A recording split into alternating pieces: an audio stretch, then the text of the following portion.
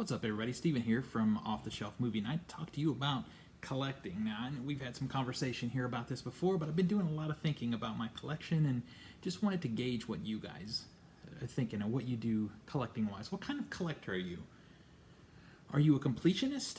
I was in one of my Facebook groups, and I was following a conversation with someone who's trying to collect all of the Arrow video releases. The domestic U.S. releases from Arrow Video.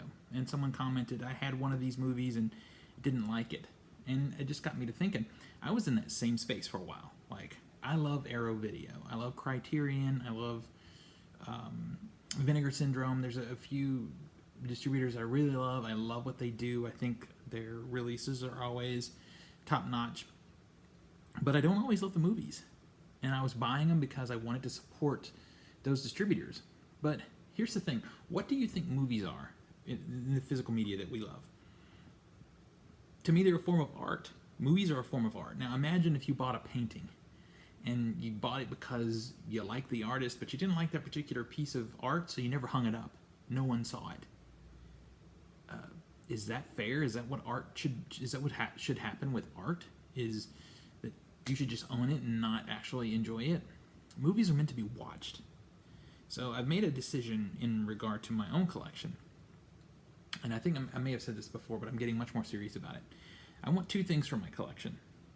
Sure, I like having a large library of films to watch, so that when I decide I want to see something, I have a lot of choices. But if it's going to be in my collection, it needs to be something I'm willing to rewatch. Maybe even visit once a year. And it also needs to be the best version of that film. I want to have, if Arrow has put it out or Criterion has put it out, I want that version. Now, if all we have is a Mill Creek version, which is a lot of times just an old transfer that they've put out, then fine, I'll have that one, if it's a movie that I love. But if there is a best case scenario out there, if there's an Arrow or a Criterion or a Vinegar Syndrome version of it, that's the one I'm going to have. So I want my library. It's not going to be as large as a lot of what you guys have, but let's say it's 1,000 films or whatever it ends up. I'm not going to set a limit because I'm going to continue to purchase and do upgrading and that kind of thing. But let's say it's 1,000 films. I want it to be 1,000 curated films. Really great quality, things that I really truly love as a film, not just loving the distributor or loving the genre. I can be a real sucker for buying horror films sometimes because I love the genre. Same for documentary. I can be a real sucker just to own it because it's a documentary, but if I'm not going to watch it, like, at least on some kind of regular basis, then I'm not going to own it. A little throat thing here. Let me, for those of you who were with me a lot, I'm not doing the Waterloo. I'm actually having a medicine ball from Starbucks today. Not a sponsor, but if they'd like to, totally fine with letting that happen. Just medicine ball is like magic. So good. So anyway, with that in mind, I'm going to start whittling down some physical media in my collection that I don't really actually like the films, or I don't watch them, and I know there's people out there who do and would.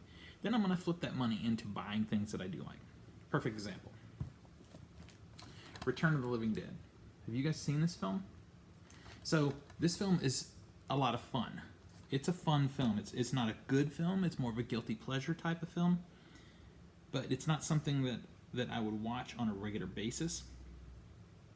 I'm lucky my local art house theater does show it at midnight once in a while. Every few years they'll pop this one out and show it. So that's the way I choose to see it. Now, this is the biggest travesty of a physical media collection, this movie on my shelf. It is factory sealed. I've had this for years. You can tell they don't really do that style of Blu-ray DVD at the top of the box anymore. So I've had this for a very long time. It's still the best version. You can see, I'll flip it around here, and I'll try and get the glare off if I can. I don't know. Anyway, you can see there's a pretty great list of special features here, which are my weakness, and I still have not opened this. That means this film needs to go. This is going. So it is, and is very if you want to see the things that I'm getting rid of as I add them, you certainly can. I'm selling on Macari. Just look up Stephen Lackey, Stephen Lackey, Lackey. You'll see my stuff up there. This is on there. I decided to sell it. Also, if you're still watching and you're a fan of physical media and home theater and that kind of thing, I haven't mentioned this yet, but please give me a like and a subscribe. Got a lot of cool things coming. I have bought some things. I've already started this upgrade process. I have some cool stuff coming that I can't wait to review and share with you guys. I have some more Arrow Video stuff that's been sent to me for review that I can't wait to dig into, and so we have a lot of things coming. So there's a great reason for you to stick around and have the conversation with me. So anyway, also these Shout Factory releases, Jeepers Creepers 1 and 2. I had to be honest with myself. I don't really like these movies that much. A lot of people do. These are great versions, Shout Factory versions. So I don't watch them. I've watched them each once. I think when I received these, I was sent them for review, and you can tell because there is a hole punched right there in the. That is what happens a lot of times with press copies of films sent on Blu-ray. Otherwise, it's in perfect condition. These are. So I put them up. They're on Macari right now as a set. This one was a tough one. It's Vinegar Syndrome. There's 2 releases from them. These are up as a set also. Bloody Birthday and The Baby. So they're great releases. Again, Vinegar Syndrome. I'm sorry, these are Severin Films, which is also a really great label and a company that I was just taking everything from for a while, and I just realized I don't watch these movies. So these are up as a set on Macari. What I'm looking for are movies like this one. I love this movie. I do revisit this for a lot of reasons. It is a hard film to watch. It's a very challenging film to watch. But it is one of Wes Craven's early works, and as a filmmaker myself, I feel like it's a great case study in disturbing filmmaking. And this is a beautiful package from Arrow Video. So this is the kind of stuff that I want to get as often as I can. And so here's something I'm getting rid of, the Blind Dead collection. This is an incredible set. This set has been out of print for many, many years. It's a Blue Underground package. It's really cool. The DVD's in there. I love this set, but I had to be honest with myself. Do I love these movies? They're Euro trash, which is kind of cool, but it's not for me. I have not watched these movies in years and don't have any plans to revisit. And there's people out there who would love this set, so this is going. I will replace it with something that I do love and watch. Now, there is a discovery factor. If it's a film that I haven't heard of that sounds like it could be really cool and it's a nice premium edition of it, I'm still going to get it. I'll watch it, see if I like it. If I don't, then I'll flip it. You know? I just don't want to keep stuff that I don't watch anymore. So how do you collect? Do you buy all the Arrows, all the Criterions, all the Severin releases? Is that how you build your collection, or do you do something a little more in the space that I do? It's like curated things that you love. Let me know in the comments. Let's talk about this, because this is still a work in progress for me. I'm still kind of going through it, but and trying to figure out what I'm doing. But I don't want to be a movie hoarder. I don't want to just own stuff to own it. I want to own stuff that I watch and love, truly love. I want you to be able to come and pull a film from my shelf and say, let's watch this. And I want to be happy to watch it with you because it's something I actually like. So that's kind of where my mind is. So let me know what you think.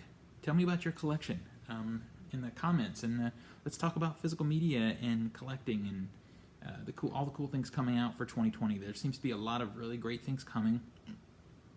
That is one thing I'm doing, is there's some things coming to 4K that I want to upgrade, that I have either on DVD or Blu-ray. So I'm kind of excited for that. And some things I haven't bought that I've been waiting for.